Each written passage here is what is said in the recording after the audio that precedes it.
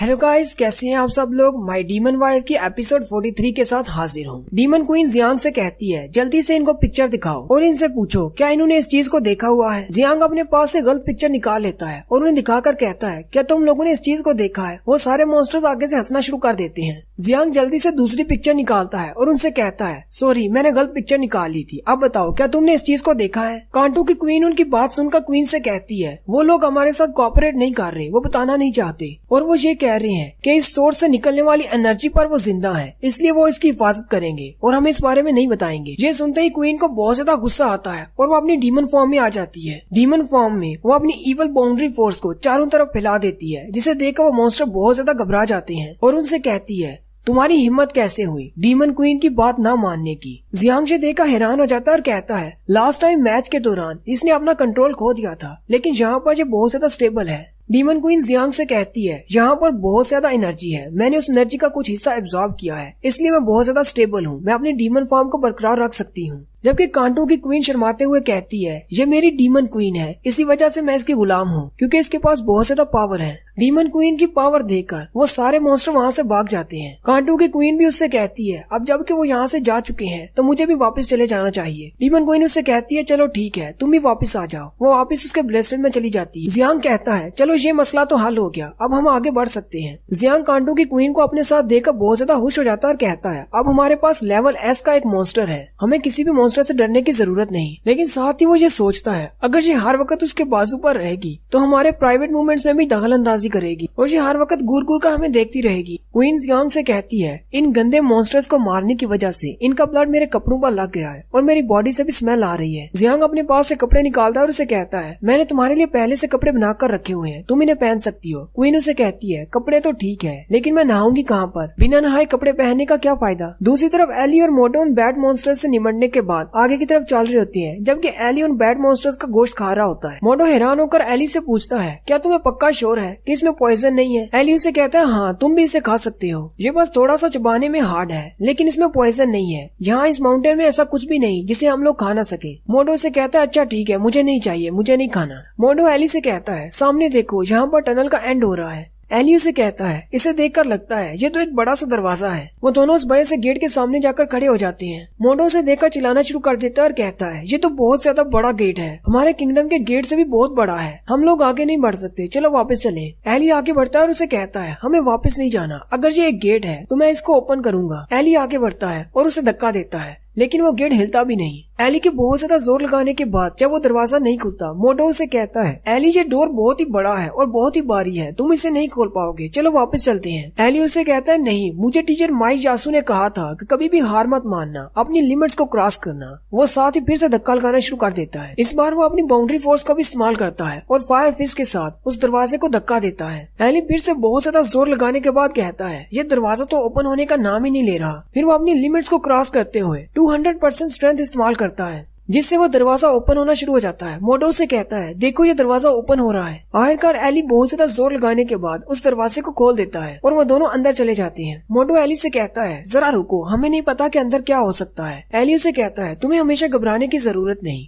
जैसे ही एली आगे बढ़ता है तो उसके पाँव के नीचे एक टाइल पर लाइट चमकती है और वो लाइट उनके साथ साथ आगे की तरफ चलती जाती है, जिससे वो कमरा रोशन होना शुरू हो जाता है। एली कहता है किसे पता था कि मेरे गांव के नीचे इतनी प्यारी जगह है। मोटो एली से कहता है यहाँ पर देखो, यहाँ पर एक और टैबलेट है, इसके ऊपर भी तस्वीरें बनी हुई हैं। वो दोनों उसके सामने खड़े हो जाते हैं और कहती है ये तो पहले वालों से बहुत ज्यादा मुख्तलिफ है, इससे हमें कोई नई इन्फॉर्मेशन मिल सकती है। दूसरी तरफ जियांग और क्वीन एक दीवार पर एक दरवाजा बनाते हैं और उससे अंदर दाखिल होते हैं। जियांग क्वीन से कहता है मेरे स्पाइडर सेंसर्स ने बताया था कि यहाँ पर पानी हो सकता है, लेकिन मुझे नहीं पता कि वो इतना पानी होगा कि उसमें तुम नहा सको। लेकिन वो जैसे अंदर दाखिल होती है तो वो कमरा बहुत ज्यादा बड़ा होता है और उसके अंदर एक बेड भी होता है। जियांग से देखकर बहुत ज्यादा खुश हो जाता है और क्वीन से कहता है मुझे तो ये बिल्कुल एक बेडरूम की तरह लग रहा है, हम दोनों सही जगह पर पहुँचे हैं। जियांग जल्दी से जाकर एक सोफे पर बैठ जाता है और उसे कहता है यहाँ का फर्नीचर तो बहुत ही बड़ा है, मुझे लगता है यहाँ पर कोई जाइंट रहता होगा। फिर वो शीशे के सामने जाकर खड़ा हो जाता है और कहता है यहाँ का तो शीशा भी बहुत बड़ा है। फिर वो उस जाइंट के बिस्तर पर जाकर लेट जाता है और कहता है इसका तो बेड भी बहुत ज्यादा बड़ा है और बहुत ही नरम मुलायम है। जियांग बहुत ज्यादा एक्साइटेड होता है और उसे कहता है यहाँ पर आकर देखो, शायद हम भी अपने रूम के लिए ऐसा ही बड़ा बेड बनवाएं।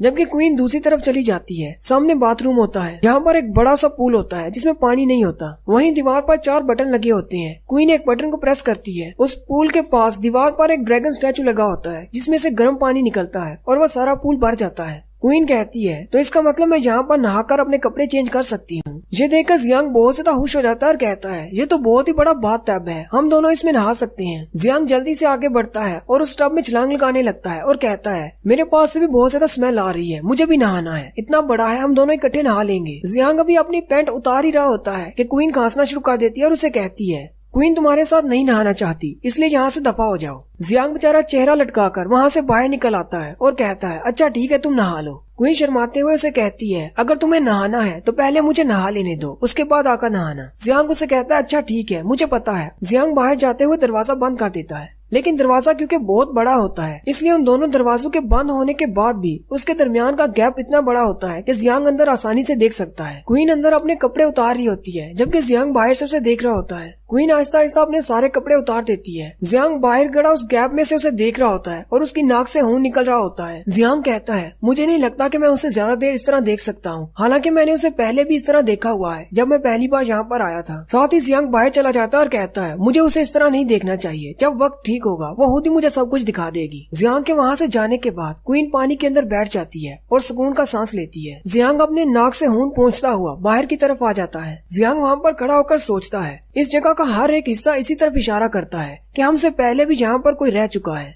कोई ऐसा ट्राइब जहाँ पर रहता था जिसके बारे में क्वीन ने भी नहीं सुन रखा। और जिस तरह की तस्वीरें हमने इन दीवारों पर देखी हैं उससे तो लगता है कि ये बहुत ज्यादा पावरफुल थे, इंसानों और डीमन के ट्राइब से भी ज्यादा पावरफुल। कहीं ऐसा तो नहीं इसी ट्राइब के लोगों ने इस सारी जगह को बनाया हो, फिर इस दुनिया के बाकी के सारे क्रीचर्स को भी इन्हीं ने बनाया हो, लेकिन वो अचानक गायब कैसे हो गए। जियांग अपनी रिंग निकालता है और कहता है मुझे लगता है शायद इन्हीं लोगों ने इस रिंग को भी बनाया है, लेकिन अगर वो इस रिंग को बना सकते हैं और मुझे यहाँ पर टेलीपोर्ट कर सकते हैं तो इसका मतलब वो लोग हमारी दुनिया में भी टेलीपोर्ट हो सकते हैं। यहाँ पर तो बहुत सारी मिस्ट्रीज हैं जिनका हमें पता लगाना है। उसी वक्त उसके सामने से कोई गुजरता है। जियांग उसका पीछा करता है और जल्दी से उसके सामने एक दीवार बना देता है जिससे उसका रास्ता ब्लॉक हो जाता है। जियांग उसे कहता है तुम अब यहाँ से नहीं भाग सकते। जियांग उससे पूछता है कौन हो तुम और तुम यहाँ पर क्या कर रहे हो, क्या तुम हमारा पीछा कर रहे हो। वो जल्दी से अपना चोगा उतार देता है। नीचे से प्रिंसेस पैनी निकलती है। जियांग पैनी को देखकर चौंक जाता है। जियांग सोचता है पता नहीं ये कब से हमारा पीछा कर रही है, कहीं इसने क्वीन को डीमन क्वीन की फॉर्म में तो नहीं देख लिया। लेकिन इसने टूर्नामेंट के दौरान भी क्वीन को डीमन फॉर्म में देखा था, लेकिन प्रिंसिपल ने कहा था कि उसने इसकी मेमोरीज को वॉश कर दिया है। जियांग उसे कहता है मैं ये बात जानता हूँ कि तुम रीजेंट की बेटी हो, क्या तुम्हें रीजेंट ने यहाँ पर भेजा है ताकि तुम हम पर नजर रख सको। पैनी उसे कहती है हाँ मुझे रीजेंट ने भेजा है। जियांग उसे कहता है तो अब तक तुमने यहाँ पर क्या देखा। पैनी आगे से मुस्कुराना शुरू कर देती है।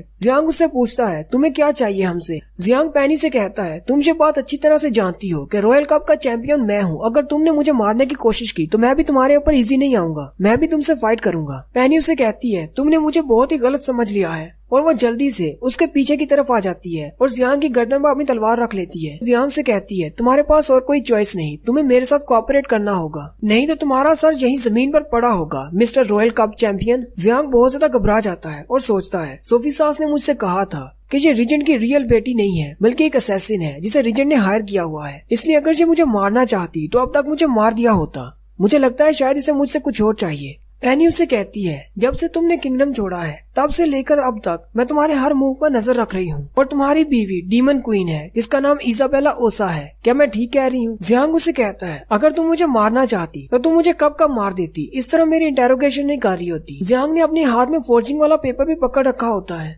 प्रिंसेस पैनी उसे कहती है मैं ये चाहती हूँ कि तुम मेरी मदद करो रिचेंट को मारने में। ये सुनते ही जियांग चिल्लाकर उसे कहता है क्या तुम पागल हो गई हो, तुम किसे मारने का कह रही हो। पैनी उसे कहती है मैं रिचेंट को मारने का कह रही हूँ। जियांग सोचता है कहीं ये इसलिए तो ऐसा नहीं कह रही कि मैं इसे बता दूं कि मैं रिचेंट के बारे में कैसा सोचता हूँ। जियांग पैनी से कहता है रिचेंट तुम्हारे फादर है, तुम्हें नहीं लगता कि उनके बारे में इस तरह का जोक करना बहुत ही बुरा है। पैनी हंसते हुए से कहती है तुम्हें अपना चेहरा देखना चाहिए, अपने चेहरे की हालत तो देखो जरा, मैंने तुमसे बिल्कुल ठीक कहा है, मैं रिचेंट को मारना चाहती चाहती हूँ, इसके लिए मुझे तुम्हारी मदद चाहिए। मुझे यहाँ पर रिचर्ड यानी कि मेरे पापा ने भेजा है ताकि तुम लोगों को इन्वेस्टिगेट कर सकूं और तुम लोगों पर नजर रख सकूं, लेकिन मुझे उन्हें मारने के लिए तुमसे बेहतर लोग नहीं मिल सकते। जियांग उसे कहता है, लेकिन मुझे एक बात की समझ नहीं आई, अगर वो तुम्हारे फादर है और तुम उन्हें मारना चाहती हो तो फिर तुम उनके ऑर्डर्स क्यों मान रही हो? पेनी उसे कहती है, हमारी फैमिली में लव नाम की कोई भी चीज नहीं, इसलिए मुझे उनके गंदे काम करना पड़ते हैं ताकि मैं उनके करीब हो सकूं। जियांग उससे पूछता है, आखिर उसने तुम्हारे साथ ऐसा क्या किया है कि तुम उसे मारना चाहती हो? पेनी उसे कहती है, तुम्हें इस बात से कोई मतलब नहीं होना चाहिए। साथ ही पेनी उसे कहती है, मैं यहाँ पर तुमसे कोई मदद की भीख मांगने के लिए नहीं आई, मैं तुम्हें ऑर्डर दे रही हूँ। अगर तुमने ऐसा नहीं किया तो मैं सबको बता दूंगी कि तुम्हारी दोस्त एक डीमन क्वीन है। तो ना सिर्फ डीमन बल्कि इंसान भी उसे मारने के लिए उसके पीछे लग जाएंगे। पेनी उसे कहती है, रिजन किसी चीज का इंतजार कर रहे हैं, जैसे ही वो चीज हो जाएगी तो रिजन बिल्कुल भी नहीं रुकेंगे